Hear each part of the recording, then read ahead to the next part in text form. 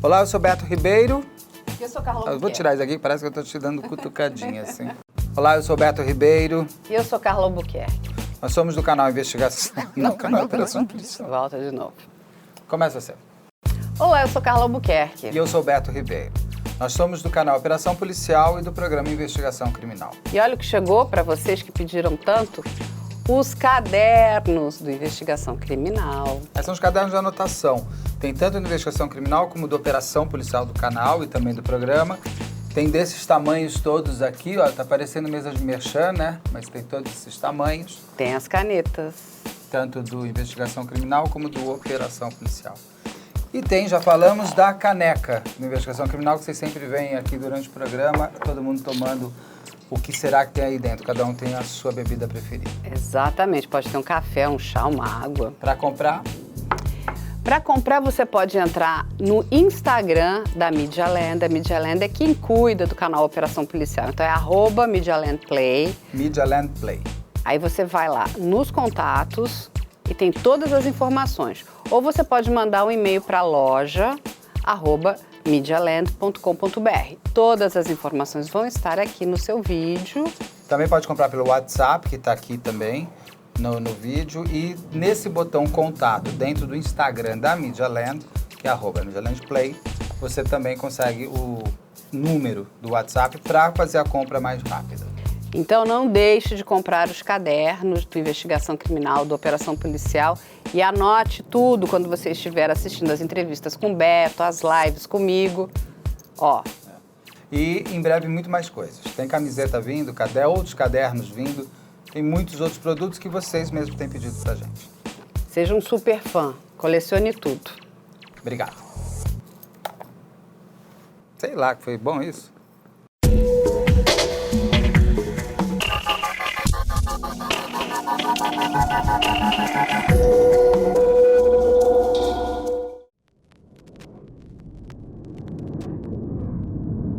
Em 1966, Manuel Pereira da Cruz e Miguel José Viana moram nos campos de Goytacazes, no estado do Rio de Janeiro. Os dois avisam suas esposas que seguiriam para São Paulo para comprar um carro.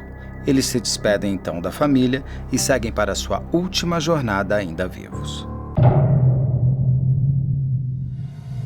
Dias depois, os dois são encontrados no Morro do Vintém, perto da cidade de Niterói, em circunstâncias até hoje não explicadas.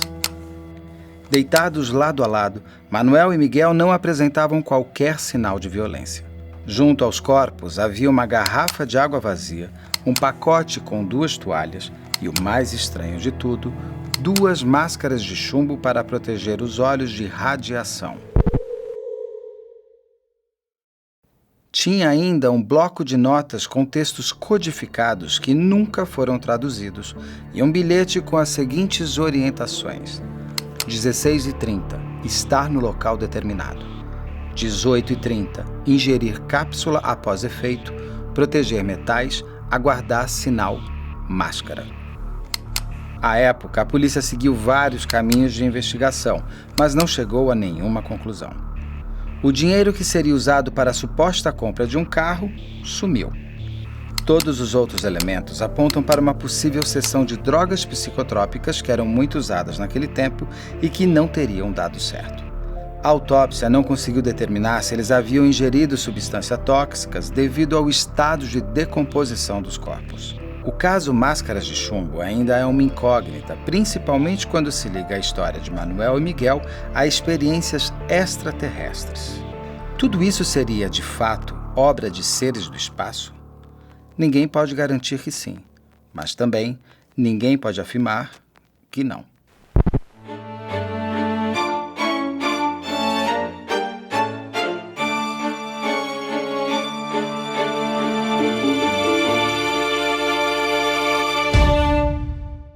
Olá, eu sou Beto Ribeiro, roteirista e entrevistador, e ao lado de Carla Albuquerque, diretor de Investigação Criminal e do canal Operação Policial. Hoje a gente vai conversar com o Rafael Amorim, que é um ufólogo, que não é algo tão corriqueiro para a gente conversar com pessoas que entendem dessa outra parte, vamos dizer, bem pouco conhecedor sobre os extraterrestres. Ele vai me explicar melhor o que é, inclusive, essa ciência. Esse caso é um caso que nasceu em 1966 e ele traz uma série de controvérsias, desde um crime mal investigado, à época, até mesmo a possibilidade de que essas duas vítimas, esses dois homens, vítimas não se sabe de quê, do quem e por quem, se eles foram mortos por um criminoso comum ou se eles tiveram alguma possibilidade de teste com drogas, que era muito comum na época, ou até mesmo se eles foram se meter com quem não deveriam ter se metido e acabaram morrendo em circunstâncias muito estranhas. A gente já passou agora o começo, vocês já assistiram ali um resumo do que é o caso, mas esse caso ficou conhecido como as máscaras de chumbo ou a máscara de chumbo, que na verdade são dois óculos de chumbos que eles usaram ao longo de alguma experiência que eles foram ter em Niterói, no estado do Rio de Janeiro. Esses dois rapazes, esses dois homens, mentiram para suas famílias falando que estavam indo para São Paulo, mas eles acabaram mesmo indo para Niterói, numa região não habitada, num morro, e os seus corpos foram encontrados depois de alguns dias, já em alto estado de decomposição, por dois meninos, um primeiro caçando passarinho, o segundo também caçando passarinho dias depois. Mas é o Rafael com que eu vou conversar agora que vai me explicar. Rafael, por que a ufologia está fazendo parte, é uma das possibilidades desse caso? Eu acho que o teor do que aconteceu, do evento que aconteceu, é lógico que nos levou, chegou até a ufologia por conta de vários detalhes que tem ali. Por exemplo, avistamento de luzes no Morro do Vintém, onde aconteceu na noite e onde aconteceu o fato, onde estavam os corpos, né, desses dois rapazes, o Manuel e o Miguel. Também as questões de todo o mistério que envolve estar com máscaras de chumbo, o bilhete que foi deixado, e as experiências que eles andavam fazendo já no decorrer do tempo, até chegar esse capítulo aí que levou a óbito os dois rapazes. Então, e também o processo de investigação criminal, ele foi praticamente fechado no momento que eles não tinham mais resposta para dar. Até a própria polícia acabou se direcionando a um evento de fenômenos parapsicológicos, paranormais, melhor dizendo, e que também acabou encaixando aí na ufologia. Também nós tivemos aí um grande investigador francês, o Jacques Vallée, aqui no Brasil. Passado o tempo, o caso aconteceu em 66, ele teve em 1980 no Brasil, e para o espanto de algumas pessoas que já investigavam o caso, e o próprio Jacques Vallée, eles encontram no local, foram até o local, Morro do Vintém, encontram lá as marcas dos corpos, ali onde teriam ficado os corpos desses dois rapazes, ali ainda estava sem a vegetação crescida ali, né? Então ficou uma coisa meio mais para parte de um fenômeno meio inexplicado. Então acho que é por isso que envolveu muito ufólogos na época, inclusive, e que nos levou a crer que talvez eles estavam instigados a fazer um contato com alguma coisa que não era desse mundo. Para a gente continuar falando da ufologia nesse caso, eu queria só que você me ajudasse as pessoas a entenderem o que é ufologia. Ufologia não é uma ciência, né? Pode dizer que é uma paraciência, na verdade. É aquilo que investiga e estuda um fenômeno, que é o fenômeno dos objetos voadores não identificados, anômalos, né? E é aquilo tudo que está envolto a esse fenômeno, né? Porque é um leque muito grande de coisas e que inclui várias outras ciências para que a gente possa pesquisar, descobrir e investigar, afinal de contas, o que acontece nesse mundo há tanto tempo e que tem poucas respostas.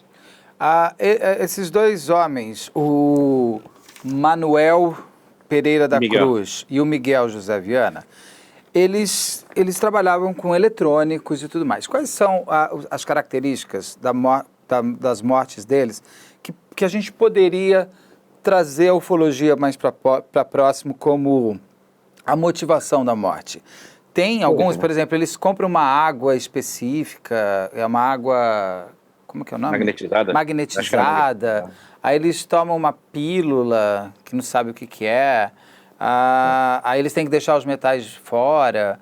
Aí eles usam essa máscara de chumbo. Esses são elementos que seriam de pessoas que estão tentando entrar em contato com extraterrestres? O que acontece durante a minha vida de pesquisador ufológico, é claro que a gente eu me deparei com vários momentos parecidos com esse. A gente teve um crescente muito grande nos anos 90 das tais grupos holísticos, grupos que eram ligados a pesquisas de tentativa de contato com seres extraterrestres, né? Esse pessoal mais místico.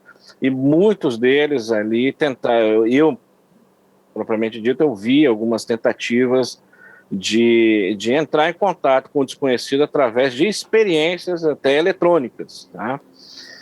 No caso, o que me parece ali, estavam sendo conduzidos por alguém, né? Ou por alguma motivação, eles se envolveram com um rapaz que era membro de uma congregação espírita. Eles falam espírita, mas já vou deixar bem claro que o espiritismo kardecista, por exemplo, que a gente conhece, não faz esse tipo de experiência, não usa eletrônico, não usa explosivos.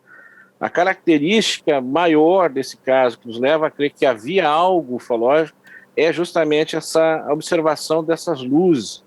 Era uma senhora que estava viajando por ali, com os 3 filhos, né, e acabaram vendo luzes no Morro do Vintém e viram um objeto enorme, ovalado, e teria uma circunferência, um anel dourado onde disparavam luzes azuis. Possivelmente no mesmo momento que aconteceu o evento. Então, basicamente isso, né? A questão de usar máscaras de chumbo, né? O chumbo é o que detém aí algumas energias, como a energia atômica ou outro tipo de energias dessa natureza. Existe dentro da ufologia uma característica, dentro dos casos ufológicos de contatos imediatos de primeiro, segundo, terceiro grau, onde vários contactados dizem que quando estavam próximo ao objeto, eles eram ou retirados do lugar através de um raio trator, de um disparo de uma luz, ou algo que os empurrava no momento que a nave, ou o objeto, no caso, levantava voo. E que quando havia esse momento, o objeto, então, atingiu uma alta intensidade de luz ou calor.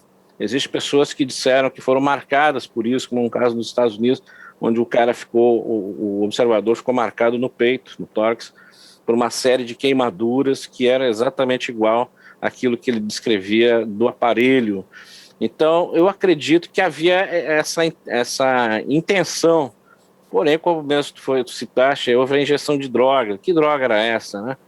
Afinal de contas, nós temos uma palavra no bilhete deles que eu acho que no resumo aí vocês devem ter mostrado. Uhum. O bilhete dizia estar no local determinado, ingerir cápsula, proteger os metais, né? O que nos indica que há uma alta concentração de energia haveria naquele momento, né? E aguardar os sinais e máscaras de chumbo. Sim. Usar máscara ou máscara. Esse aguardar os sinais aguardar os sinais, aguardar os sintomas, né? Se a gente traduzir para o palavreado da homeopatia, por exemplo, sinais quer dizer sintomas. Então eles daquela cápsula. Os sintomas daquela cápsula, não dessas luzes que viriam. Exatamente. E as máscaras de chumbo para proteção dos olhos. Existe uma série de tentativas de explicação por que da máscara de chumbo, até pelo meio mais, vamos dizer, místico, holístico, que seja, no sentido de que pelos olhos é que se entra em portais da mente e daí para frente, então teria que se proteger os olhos, né? Nós da ufologia já pensamos que talvez a intensidade da luz do objeto, talvez a intensidade dessa energia que esses objetos geram, né? Então, é um leque muito grande de coisas. No caso ali, por exemplo, você acredita também que teria uma terceira pessoa, é isso? Ou você acha que seriam só os dois? Teria uma terceira pessoa, um guia? Teria, porque na investigação criminal, na investigação feita pelo Saulo, investigador da época, ele afirma que ele fez o processo de tentar ver exatamente o caminho que as duas testemunhas teriam, os dois as duas vítimas, Duas vítimas, obrigado pela lembrança da palavra. E ele descobriu que havia um hiato, ou seja, havia uma parte ali que não estava encaixando com o tempo, né, que eles deveriam ter levado de tal lugar até exatamente onde eles foram encontrados. Esse cálculo ele continuou fazendo, ele fez a pé, fez de carro, ele fez esse trajeto todo de diversas formas, descobriu esse tempo, ou seja, eles pararam em algum lugar. No momento que eles vão até um estabelecimento comercial para comprar a água e seguir, inclusive deixaram o bilhete lá, naquela época tu tinha que entregar o casco, né, a garrafa de... Eles acabaram deixando esse bilhete, inclusive, por lá, eles estavam com pressa, né? A partir daquele momento até a chegada do Morro do Vintém, lá em cima havia esse espaço de tempo, ou seja, alguém estava ali instruindo. E também essa questão do bilhete, né? As palavras que estão ali no bilhete nos faz entender que é uma pessoa muito mais entendida da área da medicina, inclusive. Sim. Pela forma, ingerir cápsula, né? Aquela coisa de palavreados de médico ou de doutor. E que daí vai levar vamos dizer, uma terceira testemunha, porque eles tinham esse cara aqui, esse amigo deles, que fizeram experiências juntos na praia deixa eu ver o nome, Atafona, na praia da Atafona.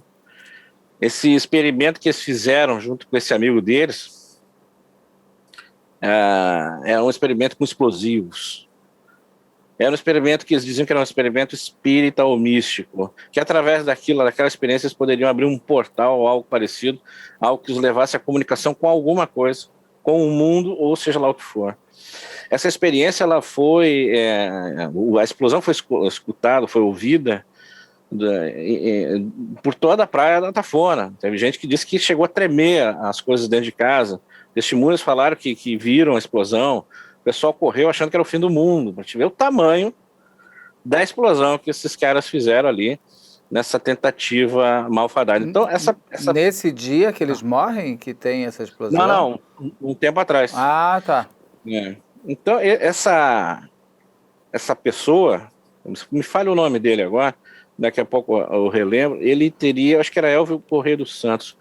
Ele foi uma das pessoas que foi o primeiro a ser procurado pela polícia para dar depoimento, né? Então ele conta alguma coisa sobre essas experiências e ele foi o primeiro suspeito de que ele teria levado os dois a cometer esse ato de subir ao Morro do Vintém para uma espécie daquilo que a gente imagina contato, né? Mas ele foi descartado posteriormente, né, por alguma questão de álibi, que ele estaria isento disso aí.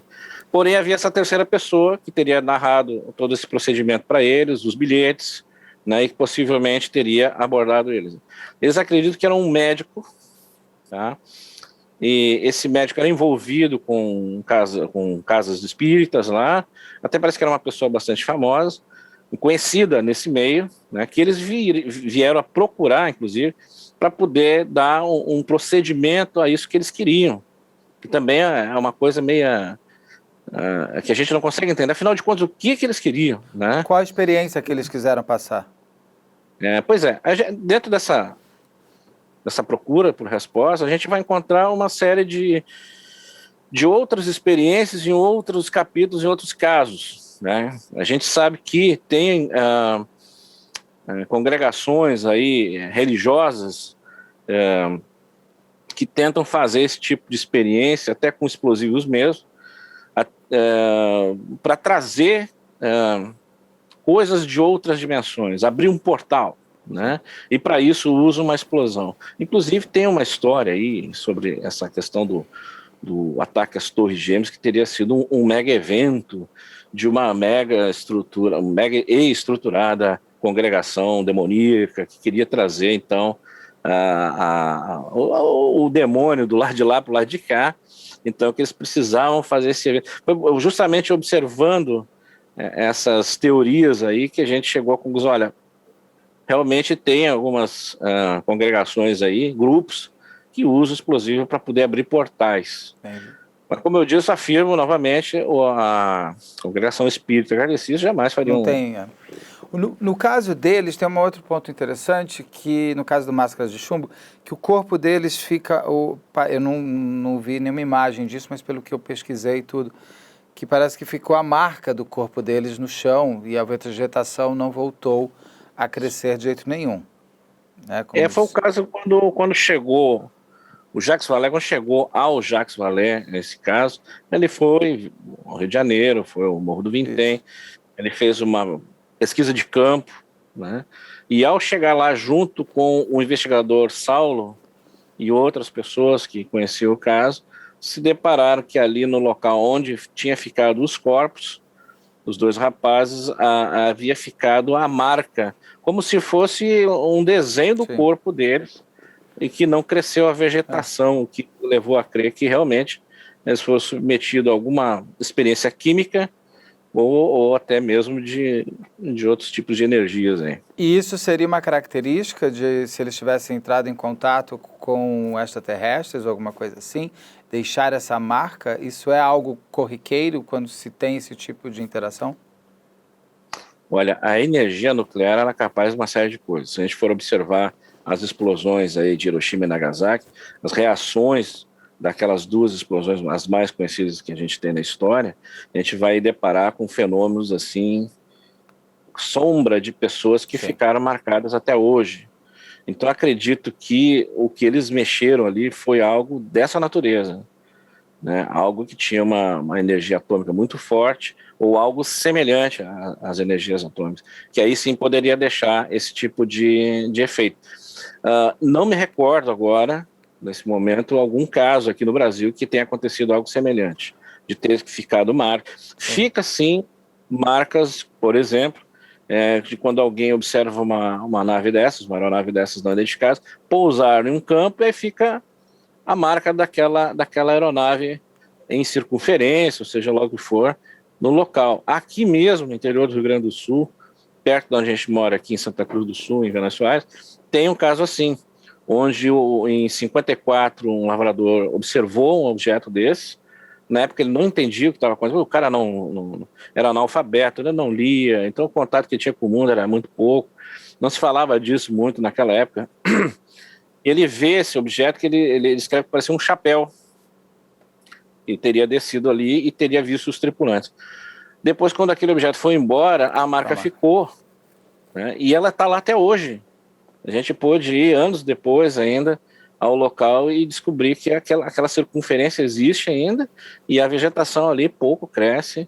Em volta tem plantações de milho, etc., mas aquele local ficou infértil.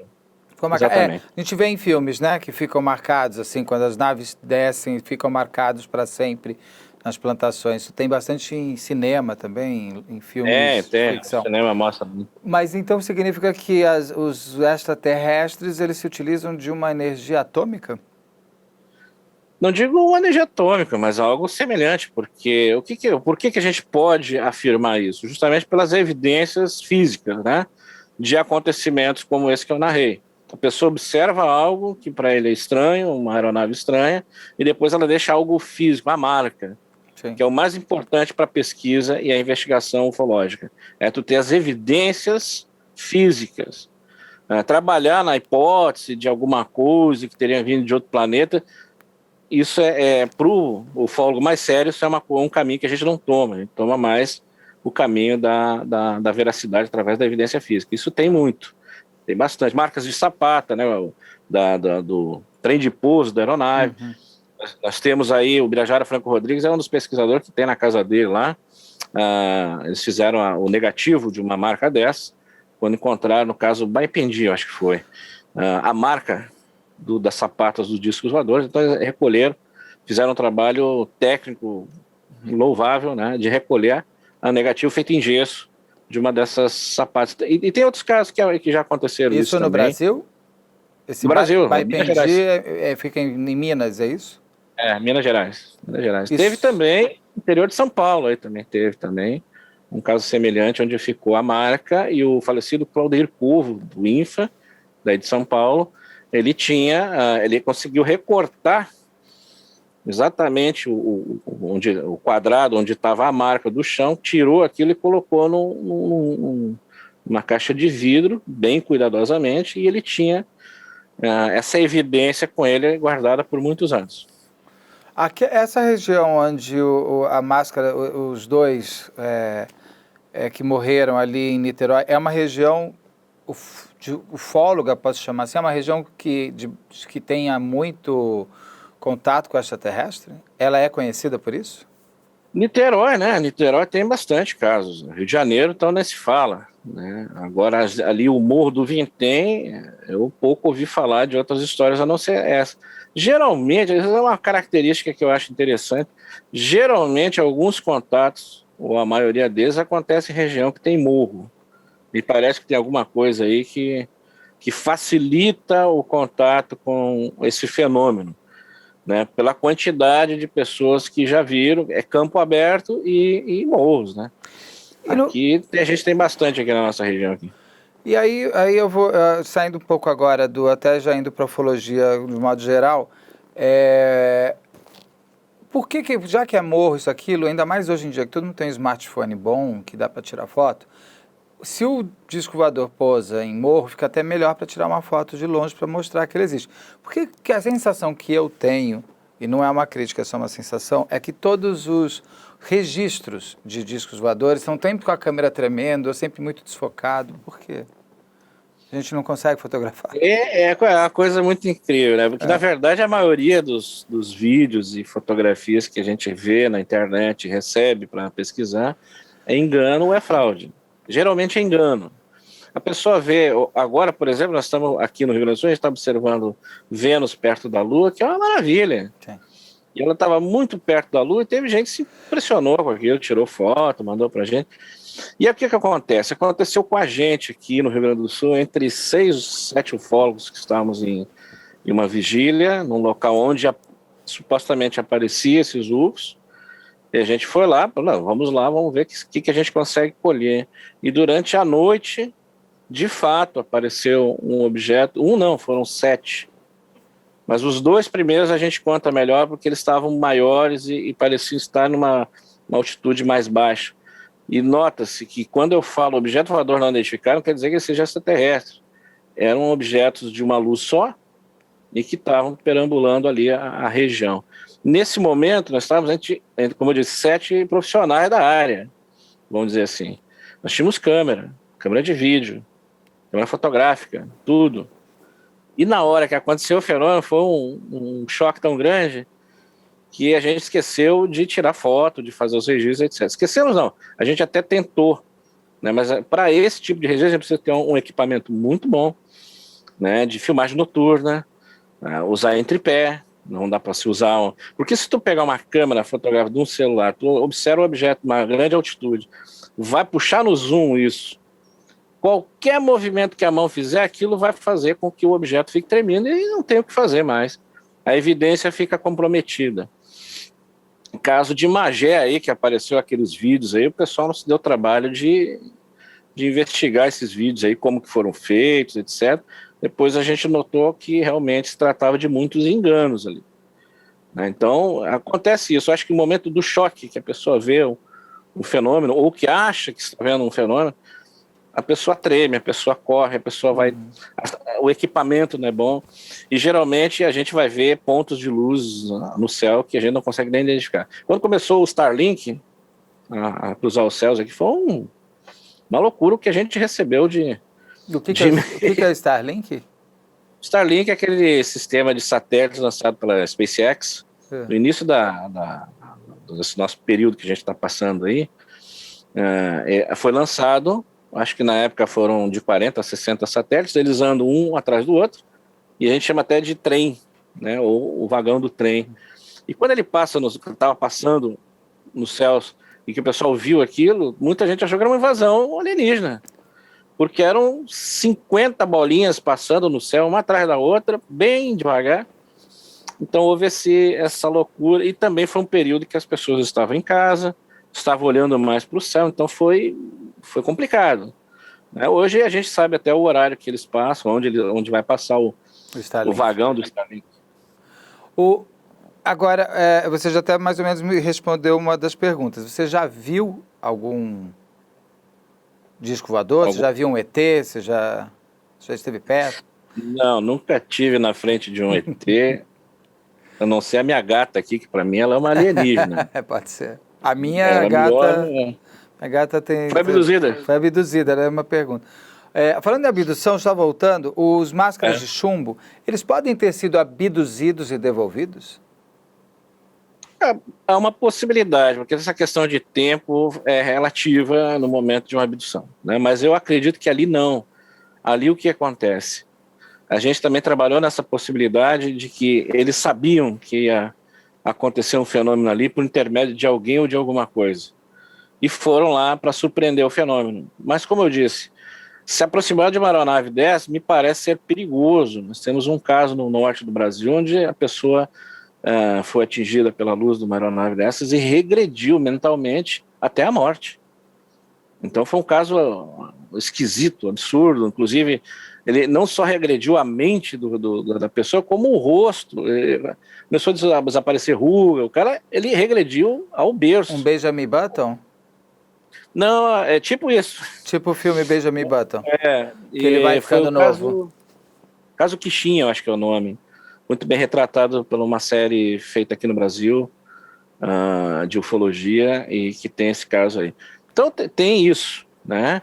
Como eu disse, já citei, né? Tem casos em que a pessoa se aproxima do UFO, o tripulante sai numa escotilha, dispara um raio na pessoa e atira ela para trás. O caso Travis Walton foi mais ou menos assim. Nos Estados Unidos, o caso Fogo no Céu, que a gente chama, né? Ele, na verdade, observou o objeto, estava observando o objeto de baixo, o lenhador, né? Não sei se vocês conhecem o caso, tem filme. Não. O filme chama Fogo no Céu. E ele foi atingido por uma luz e foi jogado para trás. Os companheiros que estavam com ele quando viram aquilo, fugiram. Depois, a sequência do caso se dá uma abdução. Aí sim, ele passou 4 dias desaparecido. Nós temos casos aqui no Brasil de desaparecimento de pessoas durante 3, 4, 5 dias, uma semana, e aparecer em outro local. Então são coisas realmente que a gente tem que buscar uma explicação lógica para o que está acontecendo, né? E no caso aí do pessoal Máscara de Chumbo, eu acredito muito nessa hipótese. Sabiam que algo iria acontecer, seja alienígena ou não, e tiveram esse fim trágico aí, seja lá o que for que aconteceu lá em cima. Alguém deve saber a resposta, mas esse alguém pode até já ter morrido, porque foi em 66. Qual foi a sua primeira experiência com extraterrestres, ou naves, ou qualquer coisa assim, ou ainda não teve? Não, a gente, durante esse percurso aí de vida ufológica, eu já me deparei com um fenômeno não identificado algumas vezes, né? Até perdi a conta, porque, como eu disse, são fenômenos aéreos não identificados, então a gente procura saber o que é aquilo, né, com uma extensa pesquisa. O que significa isso? Se é não identificado, significa que pode ser uma nave nossa, um avião nosso, é isso? Não, quando é um avião nosso a gente sabe. A gente tem conhecimento, eu fui da Força Aérea, então eu tenho um conhecimento vasto nessa. O ufólogo tem que saber essas coisas, ele tem que conhecer astronomia, astrofísica, aeronáutica, tudo, né? Um pouco de cada coisa. E quando a gente não sabe, a gente busca um especialista na área. O objeto não identificado são essas luzes que a gente presenciou nesse dia, que eu citei anteriormente. Aquilo não teve identificação por órgãos oficiais nenhum. Ou seja, nós estamos perante um fenômeno aéreo não identificado. O que nos pode levar a crer que talvez esse fenômeno ele seja não terrestre, pela forma de voo, pela forma da aeronave, né? Então, existem casos que as pessoas narram que viram os tripulantes dessas aeronaves. Caso oficialmente relatado na Operação Prato, né, que aconteceu no norte do Brasil, onde a Força Aérea Brasileira esteve lá em investigação daquela série de acontecimentos que estavam acontecendo na localidade de Polares e região ali, onde as pessoas eram atingidas por luzes de aeronaves não identificadas. E quando a Força Aérea chega lá, vê o fenômeno, registra o fenômeno, e o comandante da Operação Prato, Irangê Lima, ele acaba vendo um dos tripulantes, ele acaba vendo o tripulante de uma dessas aeronaves, num dos momentos finais da Operação Prato. Ou seja, se a gente pega uma aeronave dessas, por exemplo, não identificada, que faz um movimento retilíneo, como se fosse um satélite normal, de repente ele para, ou na sequência ele faz um movimento brusco e sobe, como já vi evidências assim. Inclusive a gente tem um filme de um colega nosso de São Paulo, que ele conseguiu registrar isso. Nenhum ser humano ali dentro consegue sobreviver à força G que vai ser colocada sobre o corpo dele. Então, se não um ser humano, ou aquilo é tripulado por uma coisa que não é humana, ou é automático, alguma coisa como os nossos drones hoje, enfim. Então são muitas hipóteses que nos levam a crer que esse fenômeno, ou ele é extraterrestre, alienígena, e na palavra correta, né, no sentido correto da palavra alienígena, ou seja, de fora, estranho ao nosso mundo, porque a palavra alienígena se usa nos autos até para pessoas que estão em outro país, né, e aí que sofre um processo em outro país lá para ser deportado, está ali a palavra alienígena, o cara é um alienígena. A gente usa essa palavra para esse fenômeno. Ou é alienígena, ou talvez seja outro fenômeno ainda desconhecido da gente, como foi, por exemplo, a primeira vez que o homem viu o fogo na história da humanidade. Para eles era um fenômeno, para eles era um deus, era algo que chegou ali e brilhava, e tinha calor. Então o nosso fenômeno UFO, acho que está mais ou menos nesse patamar. Você falou que teve gente que viu o piloto dessa nave. Como são os extraterrestres? Vocês têm... eles são realmente aquela cabeçona, aquele corpinho, aquele dedinho? Ou também tem outros tipos? Os humanos podem... Tem extraterrestres parecidos com a gente? Olha, bicho, inclusive eu costumo dizer, eu nunca vi não sei como é que é, mas a gente tem a narrativa de diversas pessoas que disseram estar presentes essas criaturas. Tá? Existe uma gama de tipos de tripulantes dessas aeronaves. Inclusive, o colega Tiago Tiquete fez um livro aí a respeito disso, que ele traz ali todas as tipologias de supostos extraterrestres. E a gente tem desde os de forma humana até aquelas formas grotescas. Né? Eu acredito que... Eu até escrevi um livro sobre isso, já publicado. Qual o nome? Que fala... na verdade, é a ilustração da ufologia, que eu ilustro a ufologia há mais de 15 anos já. E as pessoas podem achar o livro em livrarias? Não, ele foi esgotado, foi vendido, ele não foi republicado ainda. A gente está pensando em republicar. Na época, quando eu publiquei, eu já estava no 12º ano de publicações ufológicas, de imagens ufológicas. E ali eu mostro como é que é feito esse processo. Né? Eu procuro fazer o melhor possível, ou seja, escuta o testemunho, eu vou ler sobre aquilo que ela viu, eu vou tentar entender como ela enxerga o mundo, né, para poder retratar exatamente o que ela viu e o que poderia ter sido. Então a percepção da gente, de cada ser humano, é diferente. Uma pessoa vai ver um objeto redondo vermelho, a outra vez não, ele parecia fogo. Aí tu tem esse parâmetro, vai ter que juntar os dois parâmetros para poder traduzir aquilo em imagem o mais verossímil possível.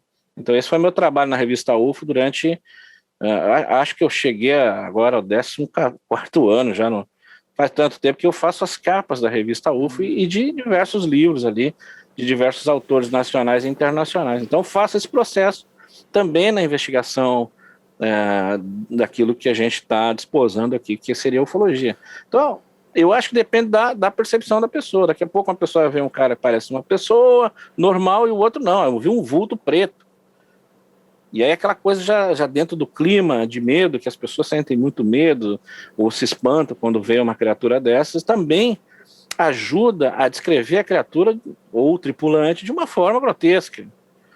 Então é um fator muito complicado isso aí. Eu acho que depende muito do estudo da mente humana e das nossas percepções a respeito de fenômenos que a gente não conhece. Sim. O caso do descobrimento das Américas, né? Os índios não enxergavam as caravelas porque nunca tinham visto uma caravela, não tinham percepção disso e foi narrado isso nos autos. Quando a gente tenta ir para os outros planetas, né? A gente está indo agora para Marte e tal, não sei o que lá. De onde vêm esses outros extraterrestres? Eles não vêm da Via Láctea.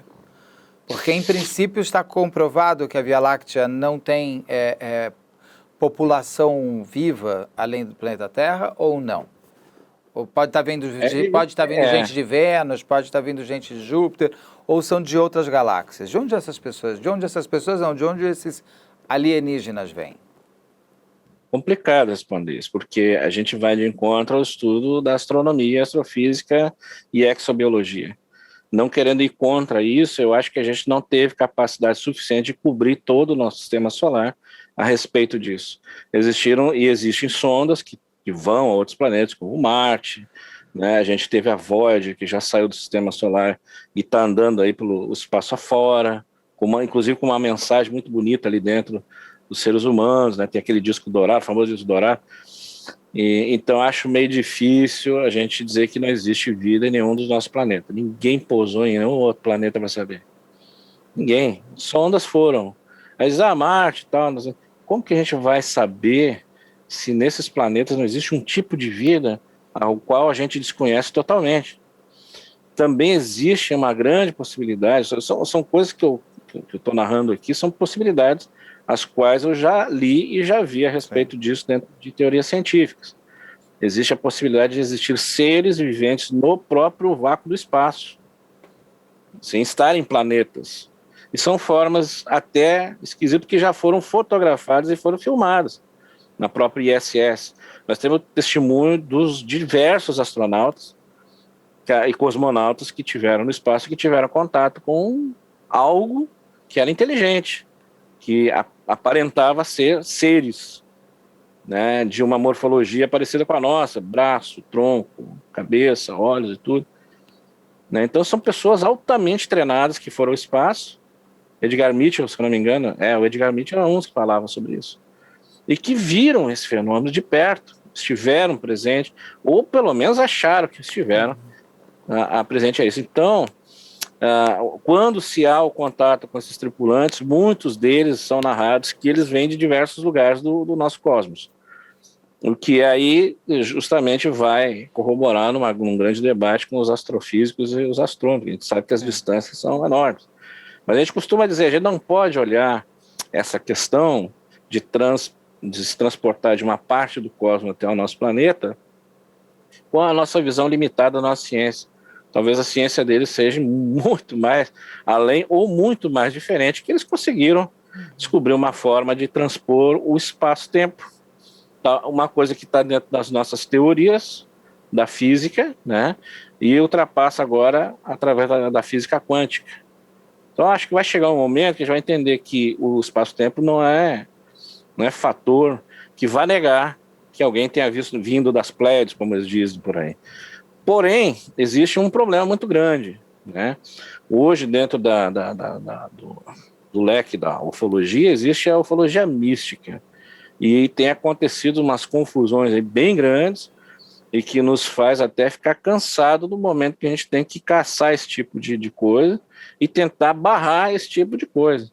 Nós temos pessoas que dizem receber mensagens de seres extraterrestres, e aí faz aquelas narrativas compridas, enormes, aí faz um séquito de gente atrás deles, todos pagantes, lógico.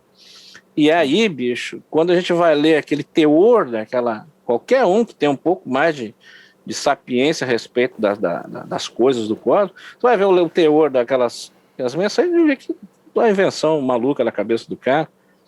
Porque eu falo, nós somos seres das Pleiades, viemos aqui ajudar a humanidade. Espera um pouquinho. Para nós, aquela constelação, aquela formação de luzes feita pelas estrelas no céu se chama Pleiades. Foi colocado esse nome. Por outro lado, alguém que mora numa daquelas estrelas, me falam os nomes delas agora, em uma daquelas estrelas, provavelmente tem vários planetas. Então, se o cara veio de um planeta daqueles, lá daquela estrela que a gente está observando e que nós chamamos de Pleiades, para ele não se chama Pleiades. Inclusive, não existe essa constelação para ele. Ao contrário de que quando ele olha para o nosso canto aqui do universo, ele vai ver uma constelação. Ele vai dar esse nome. Então, é esse tipo de confusão e de envolvimento do assunto ufológico com uma coisa mística, a gente está vendo no caso Máscara de Chumbo também, né? Como eu disse, eu já participei de experiência, já participei no sentido de observador, como observador de experiências dessa natureza, do Máscaras de Chumbo, e que até umas deram resultado lá, que a gente conseguiu filmar alguns objetos, etc., que a gente tem guardado nas nossas evidências aqui. Porém, outras tantas foram desastrosas, né? Charlatão também tem em todas as áreas, né? Isso daí também tem sempre alguém fazendo guia, cobrando dinheiro das pessoas para chegar e para ver alguma coisa, né? Onde no Brasil acontecem mais esses fenômenos? Porque tem essas áreas mais que as pessoas vão para ver, né? Tipo ali no Centro-Oeste. Onde são de fato? Existe esse mapa? Existe sim. Mas eu acho que ele é muito variado, ele se espalha pelo nosso país, continente aqui. Vamos dizer, por exemplo, que a área Rio de Janeiro, São Paulo é uma das áreas que a gente tem bastante evidência. Minas Gerais, então, não se fala. Existem os hotspots, que a gente chama, né? Lugares onde acontecem coisas que são inexplicáveis, né? Aqui, na nossa região, a gente tem um hotspot desse, que é um local que tem aqui no interior, onde seguido as pessoas veem coisas. Então, existe um fenômeno acontecendo lá, a gente precisa descobrir o que é.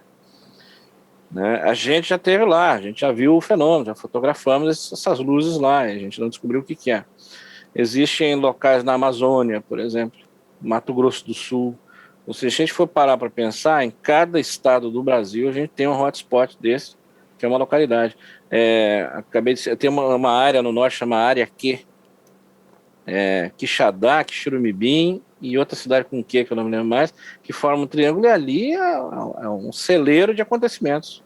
Tanto é que a série essa que eu citei foi para lá, e o caso Quixinha naquela região ali.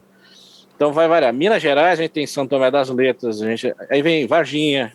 Eu ia falar isso, eu ia te perguntar isso depois, assim. ET de Varginha é real? De onde veio aquilo?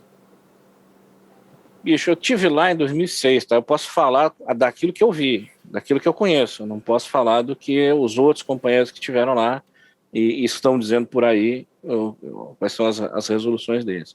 Aconteceu sim um fato lá, óbvio que aconteceu, foi observado para aquelas meninas, né? Foi visto nas redondezas durante aquele período ali várias coisas estranhas, mas eu acredito que no momento que as meninas se tornaram famosas aí na televisão, começou a aparecer muita coisa também. Inclusive tem uma suposta testemunha que está envolvida no caso aí desde a época, que eu costumo dizer para os colegas, cara, esse cara aí está mentindo descaradamente, pelo amor de Deus. Ele está narrando exatamente a parte de um filme, quando ele narra que ele perseguiu lá uma nave, e aí depois ele chegou num local onde tinha um campo aberto, onde estavam todos os destroços da nave, tinha militares, etc. Quando eu vi a narrativa dele, é como se estivesse falando o roteiro do filme, Eu vi esse filme. Roswell. Filme Roswell? Agora você falando, eu vi a cena, que eles chegam e veem a nave lá embaixo e tal. Exato, quando os militares chegam, dá para pegar o depoimento que ele deu para a televisão e o filme botar do lado, tu vai ver que ele está narrando a mesma coisa. E sem falar nas discrepâncias na questão militar. Se fala do envolvimento dos militares. Eu conheci o Birajara Franco Rodrigues, um dos principais investigadores, em 2006, quando eu estive lá em Varginha para conhecer e etc. E me surpreendeu muito quando ele narra que o caso ele teve um destino que não era para ter tido, ou seja, exageraram demais. E na época ele já estava negando muitas das coisas até que ele mesmo tinha escrito, então ficou complicado. Eu sei que houve uma pressão sobre esse investigador e um outro investigador, o Pacatini, né, que eram duas principais figuras que estavam em Varginha fazendo as investigações, muito bem feito, inclusive, e que eles de repente sumiram, eles não falam mais nada. O próprio Birajara, ele tentou desmentir tudo, na verdade.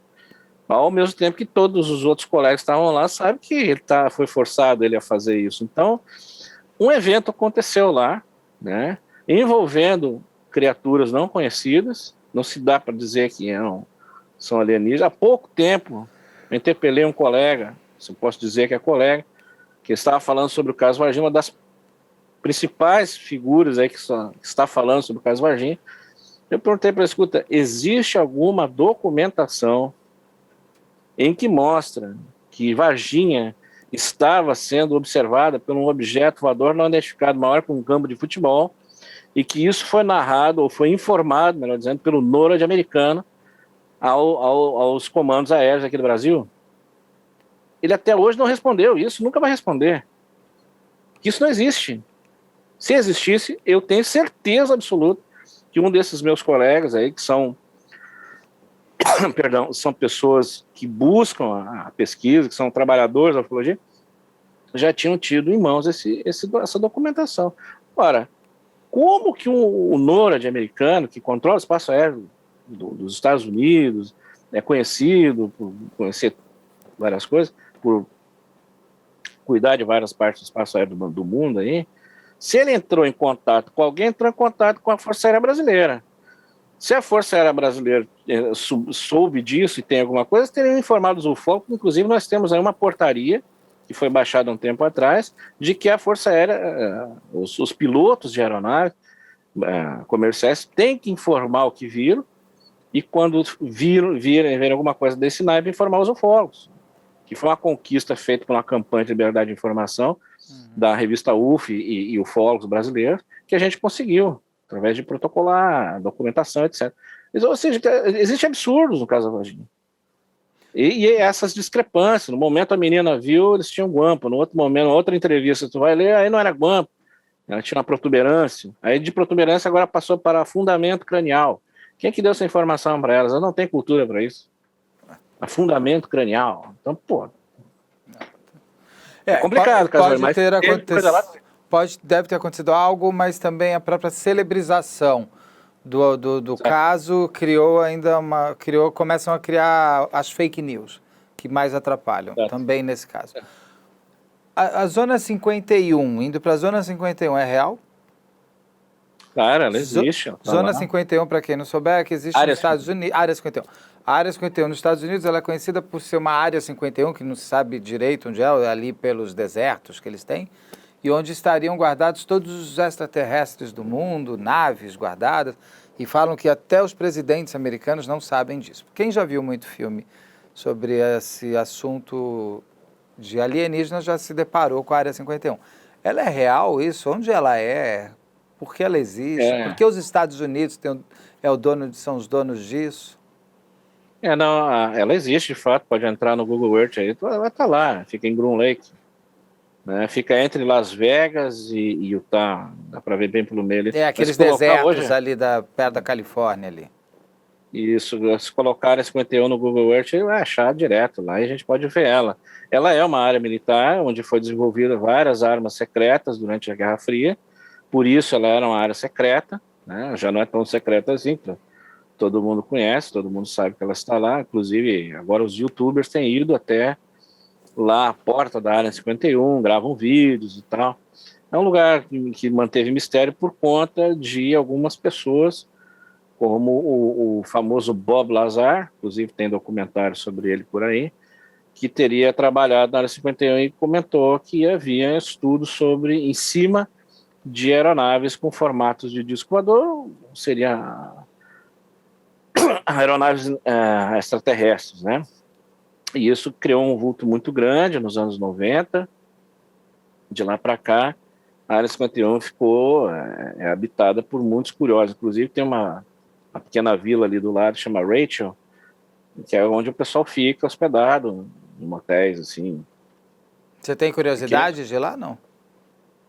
Olha, até tem, como ufólogo eu deveria ir, mas eu por exemplo, meu grande amigo Ademar Javaé, que é meu editor, já esteve lá, já contou como é que era, e disse, houve um momento que eles foram perseguidos lá por uma luz, lá que eles ficaram um pouco apreensivos, eles foram à noite, ele narra isso nas histórias dele, e de fato foram interpelados por uma luz que acompanhou eles não sabem se aquilo era um UFO ou se era uma aeronave das nossas. Porque quando a gente chega em certa parte da perímetro da área 51, existem os avisos. Se passar daqui, você pode ser preso, você pode ser morto. Está bem claro. Ou seja, eles podem tomar a atitude que eles quiserem de acordo com aquilo que eu digo, da área 51. Observar, se eu for uma ameaça, né, eles vão me pegar, a primeira coisa que eles fazem é prender a pessoa. Então, existem carros de vigilância, existe sistema de vigilância magnética, uma série de coisas que uma área militar requer, né? E existem vários mistérios. Tem pessoas que ficam observando fotos de satélite da área 50, eu vejo as modificações, por exemplo. Existe um hangar enorme que todo mundo se pergunta, que tipo de aeronave cabe dentro desse troço aí, bicho? E assim por diante. Tem um filme que eu acho interessante, que é um cara alugou um avião, um monomotor desses, em Las Vegas. E ele calculou, se ele chegasse a sobrevoar a área 51, que é o espaço proibido de voar, ele teria 1 minuto para sobrevoar, filmar o que ele queria e sair. Porque os caças que faziam a interpelação dessas aeronaves ficavam em Las Vegas, então levaria 1 minuto para os caras sair, chegar até lá. E ele pegou o avião, fez esse trajeto, faz muitos anos, foi nos anos 90, e filmou umas coisas lá que são bem curiosas, né? Ele conseguiu filmar um objeto que parecia ser um disco branco em cima da cabeceira de uma das pistas, que ela é cheia de pistas de pouso, né? E aquilo foi muito curioso na época. Que tipo de aeronave é aquela, né? E daí para frente, né? Mas eu conheci uma pessoa que é a bisneta do presidente Eisenhower, a Laura Eisenhower. Ela esteve no Brasil, esteve em Porto Alegre, aqui, no Congresso de Ufologia, e eu tive a graça de jantar lá com ela, conversamos muito, e as coisas que ela conta lá sobre o avô dela é interessante, né? Eu perguntei se ele sabia de alguma coisa de Área 52, não sabia. Mas quando ele ficou sabendo, ele foi e pressionou o pessoal que eles deveriam levar ele até essa área que ele desconhecia, porque nem todos os presidentes americanos, aliás, todos eles não conhecem o total daquilo que eles deveriam conhecer. Muita coisa escondida desses presidentes. Sim. Quando ele, como militar renomado, né, um cara que comandou os exércitos americanos na Segunda Guerra Mundial e tudo, ficou sabendo, ou vocês me levam até lá, ou eu vou pegar o meu exército e vou invadir esse negócio aí. Aí levaram ele. Aí conta a lenda, pela própria Laura, que a partir desse momento, então, ele tinha momentos que ele, por exemplo, estava jantando, um jantar, alguma coisa com a família, alguém via, conversava com ele no ouvido e ele dizia, olha, preciso ir na farmácia. Era uma coisa assim absurda, que isso, basicamente alguns sabiam que ele iria até a tal da Área 51, mas ele não informou nada sobre alienígenas, ou nada que se sabe.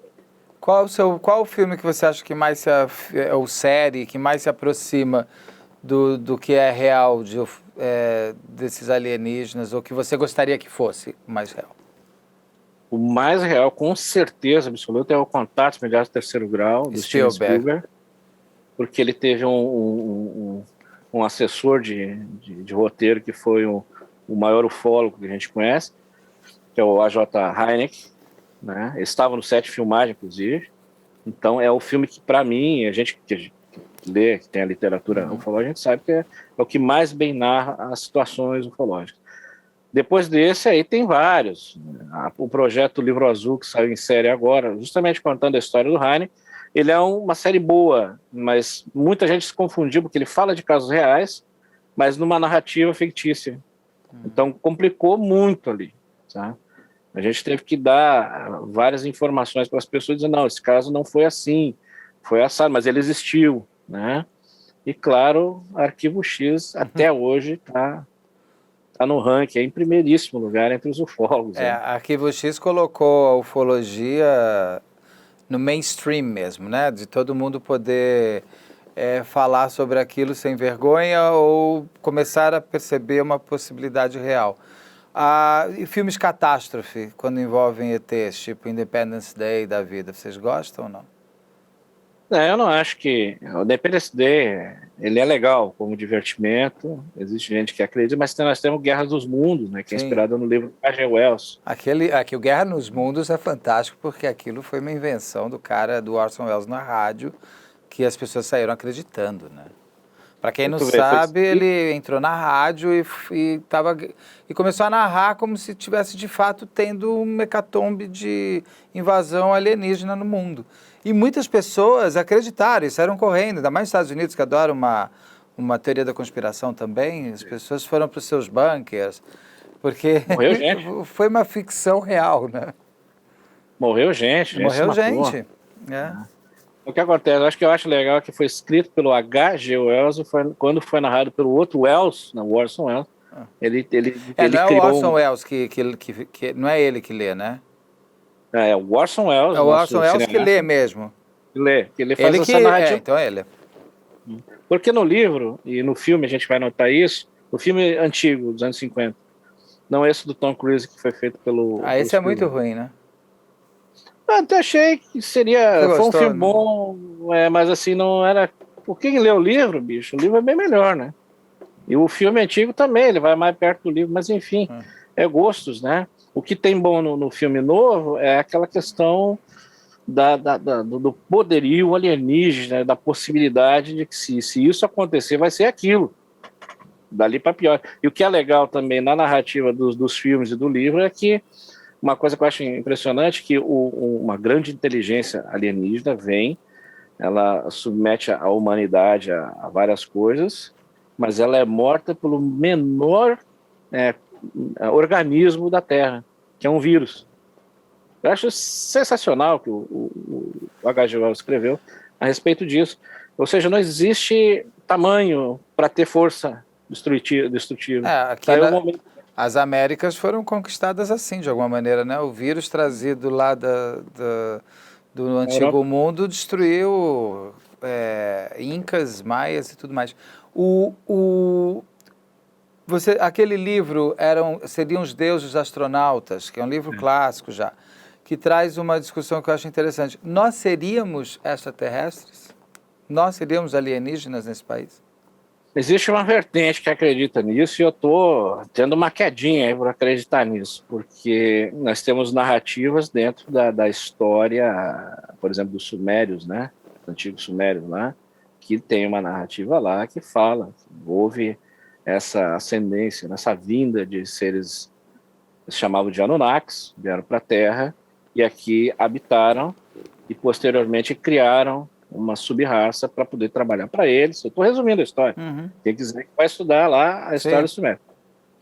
E que isso está nos autos lá dos antigos egípcios, né? Então, e que essa raça então seríamos nós, e a gente vai até a Bíblia, por exemplo, nos antigos livros ali no Gênesis, por exemplo, ali também tem uma coisa semelhante, que narra algo semelhante, né, do negócio que os anjos tiveram com as filhas dos homens e criaram uma raça muito conhecida. Então existe eram os deuses astronautas, o livro do Eric von Däniken, ele nos traz à luz a se perguntar, afinal de contas, que civilizações antigas eram essas? E que desapareceram com uma tecnologia, vou colocar entre aspas, ou com um entendimento sobre muitas coisas que hoje não existe na Terra. A nossa ciência é diferente, a nossa tecnologia é diferente, mas não é igual a deles. E eles conseguiam coisas na antiguidade que tá aí as pirâmides para dizer... Era isso que eu ia falar. As pirâmides, a matemática, a engenharia das pirâmides é difícil construir hoje daquele jeito. Era um povo que dominava isso, pô. Eu duvido, já fiz um questionamento, o pessoal debate muito comigo disso. Mas olha, eu duvido, até hoje não teve uma equipe de milionários aí que disse, não, nós vamos construir as pirâmides como eles construíram. Vai, bota um monte de gente a trabalhar lá, faz o mesmo processo para ver se consegue fazer uma pirâmide daquelas ali. Ninguém vai fazer. Não. Sem usar o maquinário que a gente tem hoje. E mesmo usando o maquinário que a gente tem hoje, é uma coisa que me parece até um pouco impossível, mas é provável que se consiga, né? Então, a partir do momento que alguém conseguir reproduzir uma pirâmide exatamente igual àquela, tá morta a cobra, como a gente diz aqui no Rio Grande do Sul. Então, ok, então foi... Tudo bem, só que eles tinham esse conhecimento. Aí que tá, os egípcios antigos tinham esse conhecimento. Da onde que veio esse conhecimento? Essa é o que nos leva a crer que existia uma grande inteligência que estava por aí e que estava nos ajudando de certa forma a entender isso. Uma coisa interessante também, por exemplo, aquele tipo filme MIB ou aquela série V, que eu lembro da série dos anos 80, que ela era mais aterrorizadora, onde os alienígenas estariam no meio da gente. Se não somos alienígenas, isso é possível? Teríamos aqui uns espiões alienígenas entre nós? É possível. Andando comigo aqui. É possível, segundo o que narram dentro do panteão da ufologia, né? As pessoas tiveram contato com esses tripulantes, ou disseram ter tido contato, ou acreditaram, ou acreditam ter contato com esses ETs aí, esses tripulantes, eles dizem que eles já vivem entre nós há muito tempo. Nós temos um caso muito sério aí no Rio de Janeiro mesmo. Não vou citar os nomes porque eu não tenho autorização, mas é coisa antiga já. De uma pessoa que teve um contato imediato, teve dentro da nave, falou com os tripulantes e tudo, um comandante da nave, E ele escreve para um amigo dele, também conhecido nosso, diz, olha, fulano, é incrível, eles estão andando no meio da rua da gente, com a gente não sabe que eles estão ali. Ah, por que estou dizendo? Porque lembra daquele caso que aconteceu comigo? Pois então, eu cheguei, estava passando no centro do Rio aí, restaurante tal, entrei no restaurante e os 3 tripulantes estavam lá. Aí o colega disse, tá enlouquecido, né? E eles olharam para mim, me reconheceram e foram embora. Existe a narrativa de um cara que tinha o pseudônimo de Dino Kraspedon, porque ele narra também quando, depois que ele teve um contato, conheceu um comandante da aeronave, esse cara teve na casa dele. E quando ele chegou lá, a esposa do Dino achou que ele era um pastor, uma pessoa normal, tinha algumas características diferentes. Ela chamou o Dino, que estava no escritório, no quarto, e quando ele chegou na sala, estava o comandante lá, de terno, tudo, bem vestido, e disse que tinha uma peculiaridade que ele achou estranha, que ele usava umas luvas brancas e tal. E ali ele ficou um tempo, conversaram, voltou algumas vezes. Então, dentro disso existe uma pequena possibilidade de que eles estejam por aí.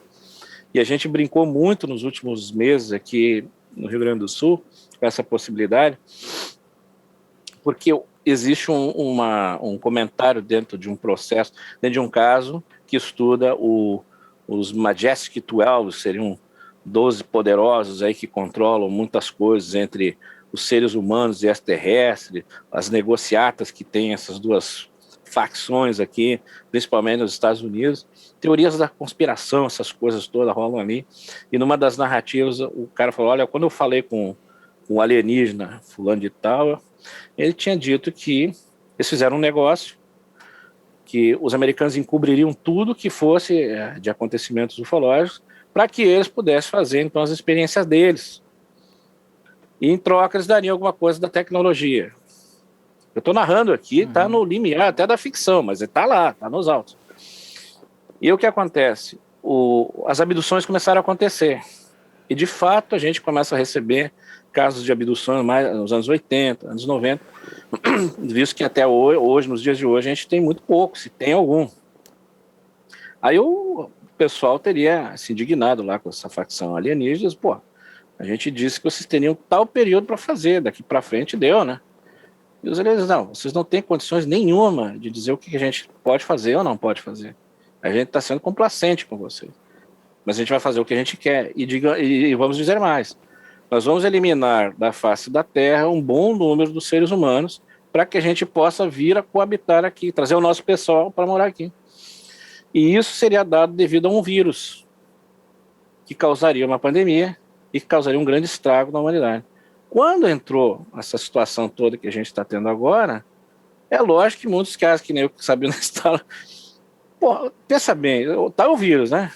De repente começou a aparecer caso Mas pandemia existe, Rafael, desde que o mundo é mundo.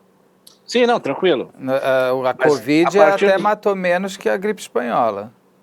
Nós tivemos o ebola também, né? O ebola foi muito menos, o ebola não deu nada porque ele não consegue nem manter o hospedeiro dele vivo para se transputar. Mas você teve a gripe de Hong Kong, você teve o H1N1, tem a gripe espanhola, que em 1910, lá, 12, sei lá, 18, mataram 50 milhões de pessoas, você tem a peste negra, você tem a dizimação toda dos incas, maias vindo pelos espanhóis, que era um vírus de varíola. Então, assim, a gente, pandemias, a gente já está na nossa história, né? Sim, e outras virão. Como eu disse, a gente brincou com esse assunto, porque durante a nossa pandemia atual, começou a aparecer muitos avistamentos de voador. Ah, é? E dentro disso, também começou a aparecer pessoas estranhas nas sociedades. As pessoas começaram a narrar isso. Inclusive hoje, na minha cidade. Olha, hoje a gente está com muita gente esquisita na sociedade, isso eu não tenho dúvida, não. Então, pô, será que não está acontecendo o que estava narrado? E se esses estranhos forem alienígenas, estaremos perdidos mesmo, né? Totalmente. Acabou. Não tem disso, né? Aí uma pergunta final, uma curiosidade minha. Por que o disco voador não aparece na Paulista? Por que eles na Avenida Paulista? Ou na Times Square em Nova York? Ou em cima da Torre Eiffel? Por que eles vêm? De onde vêm para se esconder? como eu disse, acho que depende muito da nossa observação. Eu duvido que 90% da nossa população olhe para o céu durante o dia. A gente não consegue enxergar um avião durante o dia. Mas uma nave espacial do jeito que aparece no cinema, a gente viria ali, ia dar uma sombra na Paulista linda. Porque é o que todo mundo deseja. Mas eu também me pergunto, por que eles iriam fazer esse tipo de aparição se eles podem fazer o que eles querem? Tô indo em cima daquilo que a gente vê. Eu estou na minha curiosidade, você está me contando. Então vamos supor, né, que eles existam, né? E por que eles iriam fazer se eles podem fazer tudo que eles querem sem que a gente veja? Né? Eles não precisam dar conta. A gente tem que entender essa situação, a gente tem que viajar um pouco na maionese. Como se a gente fosse um alienígena. Você chega num outro planeta, você vê que é habitado lá, aí tu vai querer ter contato com essa civilização. Mas tu vê que ela é bélica, que ela é autodestrutiva, que ela contém diversos tipos de doenças, tu vai chegar de cara, tu vai fazer experiências para ver o que tu pode fazer ali. Isso, eu, Rafael Amorim, pensando que se eu fosse um alienígena, ou se eu tivesse ido para outro planeta. E eu imagino que tem todo esse problema. As pessoas, hoje em dia, pelo menos na nossa sociedade aqui, no Rio Grande do Sul, no centro do Rio Grande do Sul, elas não conseguem lidar umas com as outras, com o vizinho do lado. Sim. Ninguém se respeita mais. Imagina se uma civilização alienígena chega aqui e descobre isso. É muito improvável que eles vão querer ter um contato em massa. Eu acho que é a coisa muito gradual, muito devagar. Eu acho que precisa a humanidade entender um pouco mais das coisas, ser um pouco mais inteligente, para a gente entender. É o caso dos índios que não viram as caravelas. Daqui a pouco, essas aeronaves estão ali, mas a gente não enxerga. A nossa percepção sobre esse fenômeno é que faz com que ele pareça ser uma coisa muito mais misteriosa do que ele é de fato. Né? Eu acredito nisso, eu acredito que... Mas eu entendo que a pergunta quer levar a outro ponto. Por que eles não fazem um contato tão direto pelos meios de comunicação e etc.? Houve várias tentativas, segundo a casuística ufológica. Uma delas foi aqui em Rio de Janeiro, interior de Rio de Janeiro. Casemiro de Abreu. Um cara lá foi contactado e disse: os ET vão vir tal dia, tal hora, em tal lugar. Pode ir lá que eles vão para lá. E aquilo, bicho, se tornou um Woodstock brasileiro. Foi nego de tudo quanto é lugar. Aquilo entupiu de gente, Casemiro de Abreu. E aí, claro, durante a madrugada, segundo as narrativas, muito, muito legal, até muito engraçado de se ouvir, chegou o horário da nave chegar, 3 da madrugada, e houve um silêncio muito grande. As pessoas estiveram lá narrando isso. Daqui a pouco passou um pássaro lá que fez um som, todo mundo aplaudiu aquilo. Ou seja, foi um evento sociológico. Houve a intenção, mas eles não vieram. Aí perguntaram lá para o contactar por que eles não vieram. Não, é simples, tinha gente demais. A nave não podia chegar. Ela poderia causar um dano às pessoas. Então eles disseram que eles vão aparecer, mas em outro momento, onde todo mundo vai ver eles. Passado o tempo, eu não sei quantos anos, justamente entre o Rio de Janeiro e Casemiro de Abreu, uma grande nave apareceu, filmada, apareceu no Fantástico, inclusive estava um amigo meu, Marco Antônio Petia, que aparece na reportagem, e até hoje, nem os ufólogos, nem ninguém da aeronáutica, nem da polícia, conseguiram descobrir que raio de objeto era aquele. E aquilo era enorme, piscava, parecia uma árvore de Natal flutuante. Quer dizer, dentro da própria ufologia, esse caso até foi meio esquecido. Mas, de fato, eles marcaram e vieram. Se a gente for analisar por esse prisma, né? Então, eu acho que essa tentativa, se hoje acontecesse, da gente estar aqui conversando agora, e de repente, através desses meios de comunicação, os alienígenas chegassem, nós vamos aparecer Nova York, Nações Unidas. O mundo para, como de fato já parou por outros motivos. Sim. As coisas vão, a bolsa de valor vai para as cucuia, as religiões começam a perder seus fiéis. Não, o mundo entra em colapso. O mundo entra em colapso, essa que é a grande realidade. E eu acho que, estou supondo e viajando na maionese, mas eu acho que eles se preocupam com isso. Ou seja, eles são melhores que a gente. Que se fosse um terráqueo chegando no lugar assim, a querer fogos de artifício, ao vivo, tudo mais. Já assistisse aquele filme Distrito 9, eu acho que é. Ah, que é um Distrito, filme... que é da África do Sul, esse filme. Exato. Olha, Fantástico. aquele filme tem Esse filme é uma abrangência fantástico. Esse muito... filme é muito bom, é muito bom. O que fizeram com os alienígenas? Segregaram eles, né? É. O que pode acontecer aqui também. Por Ah, eles serem o quê? Diferentes. tem o filme Contato, com a Jodie Foster, que eu acho que é interessante porque é uma forma... Você não vê a nave, né? Sim. Ela vai, é meio física quântica mesmo. Ela está em outra dimensão, ela volta e ninguém acredita nela. A não ser aquela fita VHS gravada durante 10 horas, só com chiado, mas foi gravado. E ela ficou 1 minuto fora. O filme Contato é do livro do Carl Sagan. É. Um Que é muito bom. Aqui também é uma forma interessante de como O se Sagan ter o contato. O Sagan tem uma explicação muito boa para essa questão do contato em massa. Procure na internet, chama A História da Planolândia. Planolândia? Planolândia. Planolândia, plano, de plano. Ele explica como que seria a visão de alguém que está viajando ou existindo em uma outra dimensão, com a visão dele para nós que estamos numa planolândia. A gente tem 3 dimensões, a 4 se contar a questão tempo, né, que é o que já estão contando. Frente, verso, lados, cima e baixo e tempo. Então seriam 4 dimensões. E aí vem alguém que está vivendo na 6ª dimensão. Ele tem uma forma física diferente. No caso, ele usa uma maçã como exemplo. Aí ele está chegando aquele ser de outra dimensão, perto daquele local, ali no caso da Planolândia, era uma dimensão só olha para os lados, né? Está no plano. Eles percebem que tem alguma coisa ali junto, mas eles não enxergam. Aí essa maçã, estou resumindo, é bom olhar o vídeo, essa maçã, ou seja, esse ser, ele chega, eu vou deixar uma marca, eu vou aparecer naquela dimensão para que eles me vejam, e desce até a Planolândia. Só que quando ele toca o plano, o pessoal só vai ver a parte de baixo, vamos supor, da maçã ali. Não vai ver ele pelo inteiro. Eles vão ver uma marca. Eles vão ver algo, um sinal. Pô, teve que troço é esse aqui? É algo divino. E aí aquele ser ainda insiste em tentar fazer esse contato. Aí ele vai lá e ele dá um tapetão lá nos seres da Planolândia que desprende do plano e vai até ao plano dessa maçã, ou seja, ele enxerga a maçã. Então, o contato alienígena, para mim, basicamente é isso. A gente ainda está muito aquém de poder entender ou enxergar essas coisas, tanto é que, quando se há um contato visual, ele é muito rápido. Os objetos aparecem, daqui a pouco desaparecem.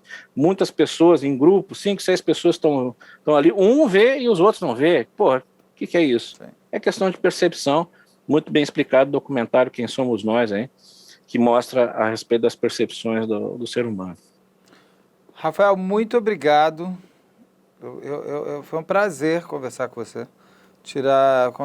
Esse é um assunto que me interessa também, até como curiosidade, porque é impossível. Eu sempre digo que eu acho que é tão difícil a gente estar sozinho neste... Não é possível que só existamos nós, né? E falamos, inclusive, do caso do Máscaras de Ferro, mas foi foi muito mais, foi um assunto que abrangeu muito mais, inclusive a ufologia. Muito obrigado mesmo. Fica o convite para a gente conversar de novo depois sobre mais coisas, sobre mais experiências. Tem alguma coisa que você queira me falar que eu não perguntei? Agradecer aí também o convite e estamos sempre à disposição. É muito difícil a gente encontrar pessoas que estejam à disposição de falar sobre ufologia de uma outra forma que não aquela que a gente tem visto nas grandes mídias, né? Porque a gente tem um conhecimento da ufologia, não tanto quanto outras pessoas, mas aqui, pelo menos no Rio Grande do Sul, eu tento representar isso com uma seriedade melhor possível, né? E que a gente não traga desinformação para as pessoas. Então, vocês estão de parabéns. E o caso Máscaras de Chumbo, para mim, como eu disse, é muito mais policial do que ufológico, se a gente for analisar a fundo todos os autos aí. Porque eu acho que quando também tem um caso que não tem muita explicação, as pessoas precisam do externo, né? De outras coisas a mais. Sei lá, ou é Deus, ou é o Espírito, é o ET, porque a gente não consegue entender como é que o ser humano faz aquilo. E aí se buscam essas outras formas. Mas muito obrigado mesmo. Só vou me despedir aqui, hoje a gente já fala mais um segundo aqui. Conversei com o Rafael Amorim, um ufólogo, que nos deu aqui uma explanação incrível sobre essa nova ciência que cada vez mais vai fazer parte da nossa dia a dia. Já faz parte da nossa história através do cinema, das séries de TV. Quem é que não gosta de ver uma boa história onde vamos ser ali colocados à prova de acreditar ou não em vidas externas, né? Foi um prazer de novo, Rafael, muito obrigado.